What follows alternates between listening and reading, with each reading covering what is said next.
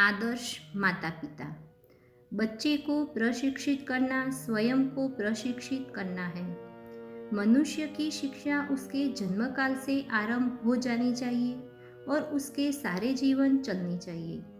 वस्तुतः अगर हम इस शिक्षा के अधिक से अधिक परिणाम चाहते हैं तो इसे जन्म से पहले ही आरंभ हो जाना चाहिए। कुछ माता पिता ऐसे भी हैं जो यह जानते हैं कि उनके बच्चों को शिक्षा मिलनी चाहिए और इसके लिए वो जो कुछ कर सकते हैं करते हैं, लेकिन जो इस विषय में अत्यंत गंभीर और सच्चे होते हैं उनमें से भी बहुत थोड़े लोग यह जानते हैं कि बच्चे की शिक्षा देने की योग्यता प्राप्त करने के लिए सबसे पहला कर्तव्य है अपने आप को प्रशिक्षित करना, अपने बारे में सचेतन होना और अपने ऊपर प्रभुत्व पाना, ताकि हम अपने बच्चे के सामने कोई बुरा उदाहरण न प्रस्तुत करें, क्योंकि अंततः एकमात्र उदाहरण द्वारा शिक्षा प्रभावशाली बनती है।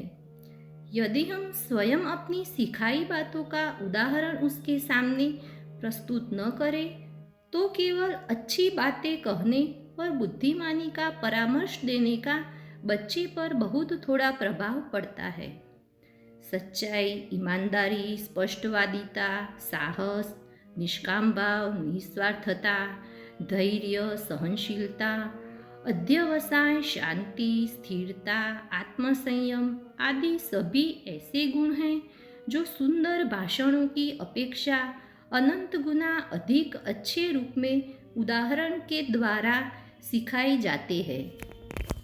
माता पिताओं एक ऊंचा आदर्श अपने सामने रखो और हमेशा उसके अनुसार कार्य करो और तुम देखोगे कि धीरे धीरे तुम्हारा बच्चा भी इस आदर्श को अपने अंदर प्रतिबिंबित कर रहा है और उन गुणों को सहज रूप से अभिव्यक्त कर रहा है जिन्हें तुम उसकी प्रगति में अभिव्यक्त होते देखना चाहोगे।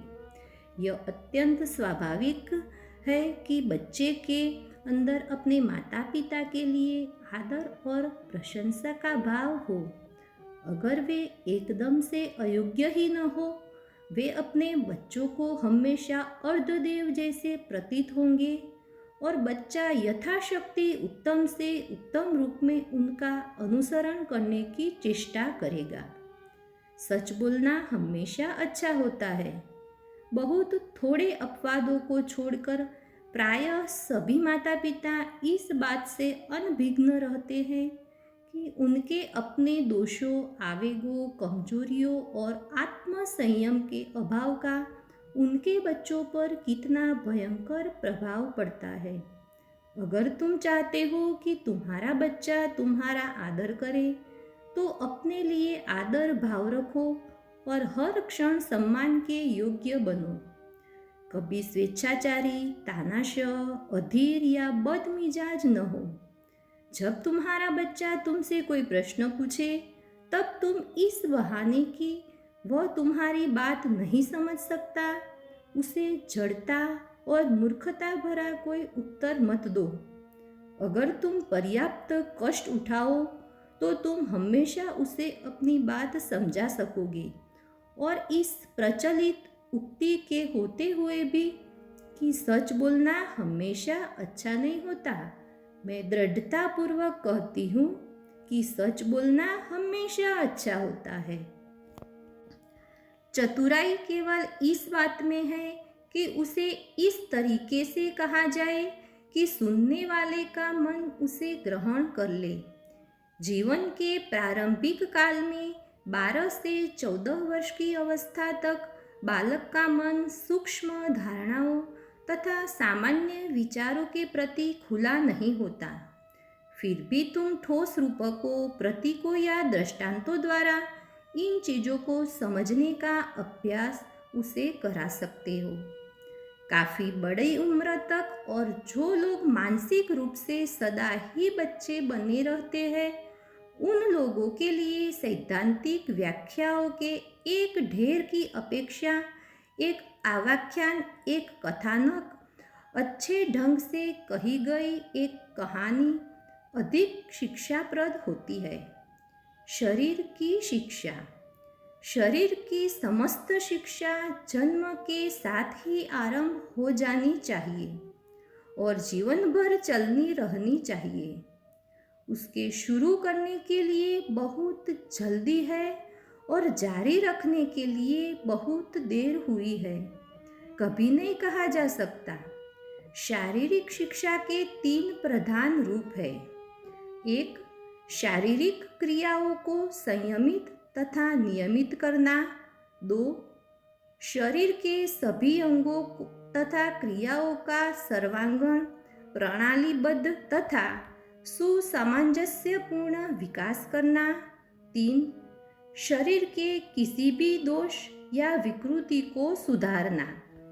जैसे ही बच्चा अपने अंगों का व्यवहार करने योग्य हो जाए तो वह प्रतिदिन कुछ समय अपने शरीर के सभी भागों को विधिपूर्वक तथा नियमित रूप से विकसित करने में लगाए। रोज अगर 20 से 30 मिनट लगाए जाए। अगर संभव हो तो सवेरे उठने के बाद का समय अधिक अच्छा होगा, तो वे मांसपेशियों की उचित क्रियाओं तथा संतुलित वृद्धि के लिए पर्याप्त होंगे। साथ ही यह करना जोड़ों तथा रीढ़ की हड्डी को सख्त पड़ने से रोकता है, जो कि साधारणतः हम सोचते हैं उससे पहले ही शुरू हो जाता है। अच्छी आदत। यह कहा जा सकता है कि जीवन के एकदम आरंभिक दिनों से ही, यहाँ तक कि उसके जीवन के आरंभिक घंटों से ही, जहाँ तक भोजन, नींद, मलत्याग इत्यादि का संबंध है, बच्चे को इस विषय की पहली शिक्षा देनी चाहिए। अगर बच्चा अपने जीवन के एकदम आरंभ से अच्छी आदतें डाल ले तो वह जीवन भर बहुत सी तकलीफों तथा असुविधाओं से बचा रहेगा और साथ ही साथ उसके जीवन के आरंभिक वर्षों में उसकी देखभाल का भार जिन लोगों पर होगा वे भी अपने काम को बहुत अधिक आसान अनुभव करेंगे। ओम आनंदमयी चैतन्यमयी सत्यमयी परमे।